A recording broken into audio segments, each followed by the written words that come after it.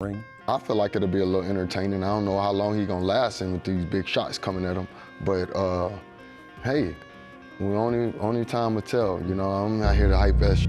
Not even my business. That's somebody else fish to fry. Yeah. You know, I got my own fish to fry.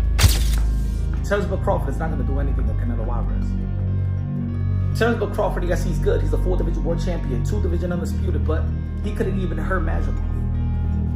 Is that they think that Canelo is easy work because of the fact that he's flat-footed and he just kind of like, he does basic, I would say. He has basic skills, but he's really good at those basic fundamental skills. Charlo explains his reasoning for thinking Canelo will defeat Terence Crawford. He clarifies that the crucial element is Crawford's ability to endure the forceful blows that are directed at him. Charlo notes that the challenge is made more difficult by the fact that Crawford is already moving up in weight classes to take on Canelo.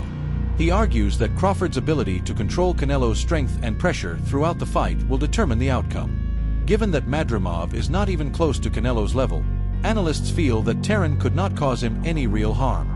Even though Crawford has faced Errol Spence, the task is entirely different. A legendary fighter is Canelo, active in recent years and younger, which makes him a more formidable foe of Bud. They never got in the ring with anything like Terence Crawford. They never got in the ring with a former champion, with a elite fighter. He couldn't hurt. He couldn't hurt Madrimov.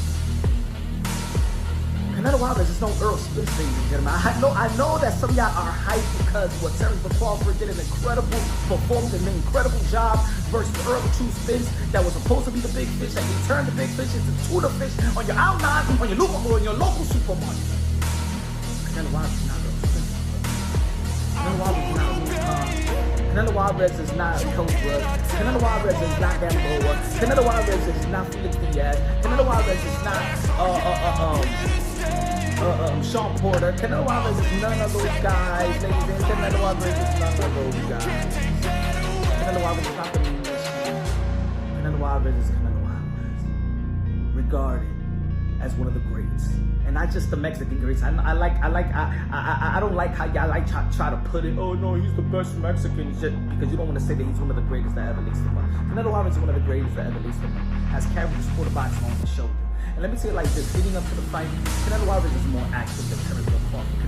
Canelo Alvarez is more seasoned than Canelo Alvarez. Canelo Alvarez is more seasoned than Terence Crawford. He's younger than Terence Crawford. He's more active than Terence Crawford.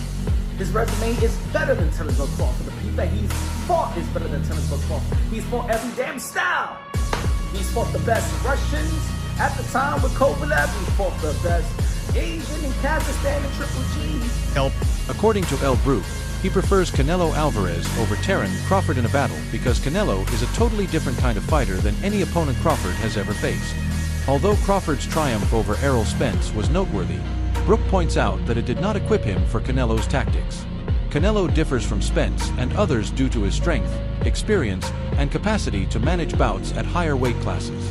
Brook thinks that Canelo's skill set, strength, and ring knowledge make this fight one of the hardest in Crawford's career because he has never fought an opponent like him. I've got to sway towards Canelo. Crawford's gonna have to, move up, and I knew when I boxed Golovkin, there's a big difference, especially with someone that, fighting a middleweight, a mediocre world champion's okay, but when you find someone like, Canelo or Golovkin, it's a different kettle of fish, I have to lean towards Canelo, but Crawford's very, very, very good. You think Crawford's still got the legs? Obviously, he's very much got great IQ in the ring, but he's very much a good mover as well. Do you feel like he's still got the legs to be maybe outmoving Canelo if he needs to? Well, I don't know. I think when we look back at Mayweather when he beat Canelo, he's a mover. Crawford's not really like Mayweather in that aspect. It's like he's more, he kind of sets his feet. He's cute with how he approaches chucking shots and moving. You know what I mean? I think it's a different fight to Mayweather, and Canelo's obviously a different fighter from when he boxed Mayweather. Given that Terence Crawford is leaping up almost 3 weight classes at 154 with no experience, analysts are emphasizing that he might just be too small to successfully injure Canelo Alvarez. They contrast this with Floyd Mayweather, who faced Canelo after competing against several top fighters. Crawford, meanwhile, has only engaged Madrimov at that level of combat. According to Gabe Rossadu, strikes from lesser divisions don't have the same impact on fighters accustomed to opponents with actual strength at heavier weights, which begs the issue of how Crawford will respond to Canelo's strength. I think that Crawford may be too small to really impact and hurt Canelo Alvarez. He's moving up pretty much 3 weight classes, which is exactly what I said. I'm not counting 154. He had 1 fight, bro. He had 1 fight. Floyd Mayweather got more fights at 54 than Terence Crawford. Woo! Because Crawford, he fought Madrimov. Floyd fought De La Hoya, Cotto, and then he fought Canelo at 152. So you had an aging Floyd who fought more times at the higher weight class, and Bud looks to be a bigger dude than Floyd Mayweather, right? So when Floyd was 37, he moved to 52 and fought a much bigger Canelo. Crawford's 37, he fighting Madrimov with 11 fights. Not the same. It's not. I don't care what y'all talking about. The Bud Buddy's just gonna have to be mad at me because truth is truth. So that's a valid question. And again, I'll be glad when this fight's over. Put it that way. I don't care who wins. May the best man win. I hope it's a double knockout. I already told y'all. Just because I'm just over it, and I want to get back to some of the other fights. There's other fights that are interesting, and they make more sense. Like Brian Norman, Devin Haney. I'm interested in Yard versus Benavidez, etc. There's some fights we're hearing about, blah, blah, blah. So I'll be glad when this is over, to be 100% honest. There's more fights that actually fans have been requesting that matter, blah, blah, blah.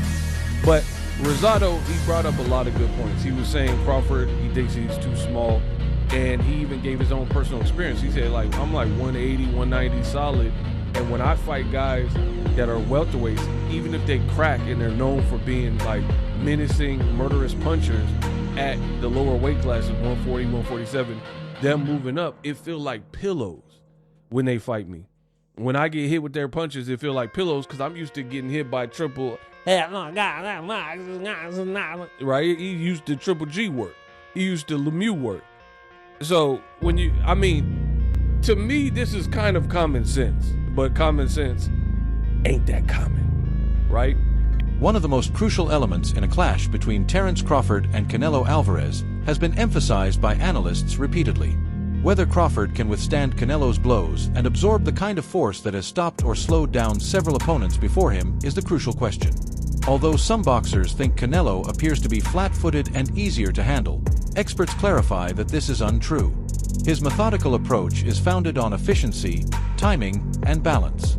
Every shot has the most power because Canelo plants his feet and relies on the fundamentals. This is the difficulty Crawford is facing. He may be able to evade shots for extended periods of time thanks to his defensive prowess and agility, however. Canelo finally discovers opportunities because of his patience. The issue will be whether Crawford can remain calm in the face of intense fire once those opportunities present themselves. Many commentators concur that whether Crawford's body and chin can sustain the damage may be more important in this battle than who throws more blows. Crawford gonna be able to take Canelo's punches, and is Canelo gonna be skilled enough to not keep on getting banged up by Crawford and his craftiness? It's like, the battle of two greats, you know what I mean? So I believe that Canelo, you really see him, when you see him fight, he almost got a one-way of style, and it works for him. He likes to get in there and bang you up. He likes to throw hard punches. He likes to break you down. He likes to hit you everywhere. He's gonna hit in your body, your arms, the forehead, the ear, the neck. Wherever he can land a good one, he's gonna land it, and that usually breaks him down.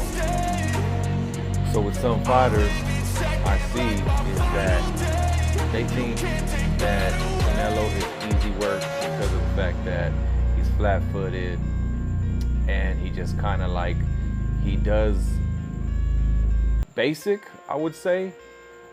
He has basic skills, but he's really good at those basic fundamental skills. He does everything almost like perfect. But yeah, he's flat-footed, but you got to realize that he also has hell of a head movement and body movement. He understands and he's perfected that rolling with the punch thing. Crawford's fight with Errol Spence is regarded as one of the most comprehensive and impressive bouts in boxing history. Crawford displayed all facets of his skill set, including timing, defense, speed, accuracy, and finishing ability. He seemed to have no trouble taking down a fighter who was once regarded as one of the world's top welterweights. Crawford cemented his status as one of this generation's finest fighters on that night, according to many. He looks even better now than he did in that fight, according to his training partners. They observe that his conditioning is at its best, his reflexes are still intact, and his speed has remained sharp. And despite his advanced age, Crawford seems to have improved his strategy and increased his level of focus. According to many who have observed his recent preparation, he is playing at his peak right now. And that self-assurance might give him the advantage he needs against a foe as formidable as Canelo. Sharper than ever, more dangerous than ever, and most importantly, he looks like the greatest version of himself. Now, can we actually believe this? Can Terence Crawford at nearly 39 years old, with him being inactive, with him being heavier than ever, is it possible that the man will actually look better than ever? Now, let's think about it, ladies and gentlemen. When you're talking about someone like Terence Crawford or Canelo Alvarez, you're talking about the elite of the elite. And if I'm gonna be honest, Terence Crawford, when he fought Errol Spence, in my opinion, in all my years of watching combat sports, I'm an MMA guy turned into boxing. But I have never, ever in my life watched an elite championship fight and had my jaw absolutely drop to the floor with the greatness that I witnessed. And that is the only way to describe what Terence Crawford did versus Errol Spence. In my opinion, that was the greatest performance in our lifetime. I mean, I can't go back to the old days, I'm not a historian. But as far as I'm concerned, that was the greatest performance I have ever seen in my life. And especially to who he did it to, Errol Spence. Dangerous southpaw. At the time, I believe he was pound for pound number 3. And Terence Crawford absolutely annihilated him. Kelly Pavic, a former middleweight champion, provided tactical advice on how Crawford may defeat Canelo. He focuses on the early rounds in his guidance. Pavic says that Crawford can't let Canelo dictate the tempo. He must instead coerce Canelo into exerting more effort than normal by using his footwork, combinations, and ring savvy. The plan is straightforward. Canelo has showed indications of slowing down in the latter stages of lengthy fights, but Crawford can deplete the Mexican champion's energy reserves if he can force him to fire more punches, shuffle his feet, and chase the fight. Additionally, Pavel thinks that Crawford has a potential here. Crawford can decrease the amount of pressure by maintaining it early, may outpoint him, or even force a late stoppage with Canelo's explosive power in the later rounds. Canelo's ass a little early on, put Canelo behind, right? Even if it's 3 out of the first 4 rounds, because when Canelo has to fight, okay, when Canelo has to step it up, after 7 rounds, he starts to fade a little bit. We've seen that with Bivol, we've seen it in a lot of his fights with Triple G. You know, when Canelo could control the fight and the ring generalship, like, yeah, he could fight 12 rounds pretty good. But when Canelo gets pushed early on in the fight, he starts to fade muscle endurance wise. So if I was Crawford, I would kind of stay in his ass a little bit on you know, the early rounds and make him have to play catch up in rounds 3, 4, 5, and then by round 7, that's where, you know, he could really step it up. When contrasting the experiences of the two combatants, Dan Rafael uncovered a crucial discovery. He clarified that Canelo has already engaged in combat and taken blows from opponents from weaker divisions. Despite being naturally smaller, opponents like Floyd Mayweather, Amir Khan, and Miguel Cotto pushed him at heavier weights. Canelo demonstrated that he could withstand shots from smaller men by not just fighting them, but also adjusting to their timing and speed. Conversely, Crawford has yet to encounter a naturally larger opponent who possesses the same degree of physicality as Canelo. Despite Crawford's dominance in some classifications, the move to take on someone who is genuinely comfortable lifting heavier weights are an entirely separate exam. Rafael's statement emphasizes how Canelo's experience competing at the highest level against a variety of opponents may provide him with a significant edge over Crawford, who hasn't yet been put to the test by such size and strength. Rafael kind of made a great point when talking about sizes. Because he said, if you look at them two together now, they look the same size. He said, people have got the idea of the size thing wrong. It's not looking at them as a physical package, it's who has absorbed the bigger shots in the weight division. So and it was good, it was a very good point. He was like, Canelo has been hit by light heavyweights and super middleweights for the best part of a decade. Basically. He's so used to taking those shots. Whereas Crawford hasn't. Crawford's been hit by 140 guys and 147 guys for the best part of a decade. What's Crawford going to be like? So basically, trying to say, Canelo could easily absorb Crawford shots.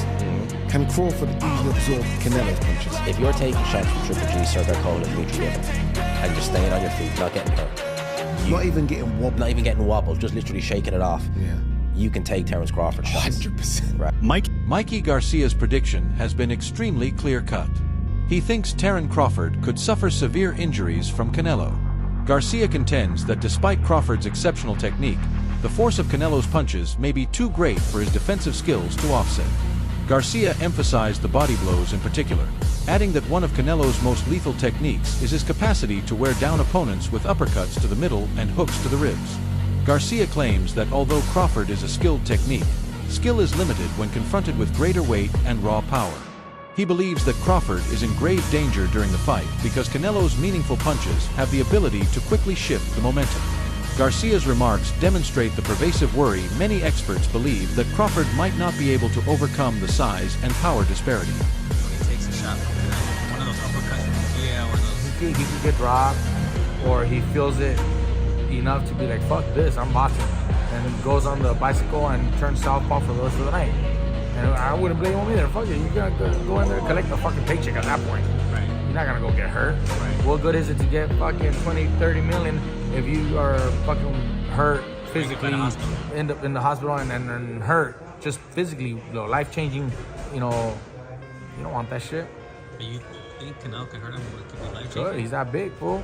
One punch could fucking knock him out bad enough to hurt his eye socket or detached retina. You never fucking know. Right. So no one wants that shit. Crawford said if he beats him, he's in the top 3 GOATs of all time. Oh, for sure. If Crawford beats Canelo, then for sure. Give him all the fucking props in the world, bro. And he actually does have a chance. It's not like he doesn't have a chance. Don't be too surprised if he fucking pulls it off in the decision. Antonio focused on his mental preparation and had a more upbeat attitude over Crawford's prospects. Crawford is renowned for picturing his bouts well before entering the ring, he clarified. This indicates that he is already aware of the difficulties Canelo poses and has practiced his responses in his head. Antonio believes that Crawford's intelligence and adaptability are his strongest traits. His career has been founded on adapting to opponents, dismantling them, and enforcing his own rhythm rather than solely depending on physical advantages. He believes that skill sets, not weight classifications, will determine the outcome of this bout. Antonio thinks that if Crawford successfully carries out his strategy, his adaptability that he could be able to counteract Canelo's physical advantages thanks to boxing IQ. Terence gotta be Terence, bro. He's a real deep thinker. He processed fights like nobody else. And he's processed this Canelo fight.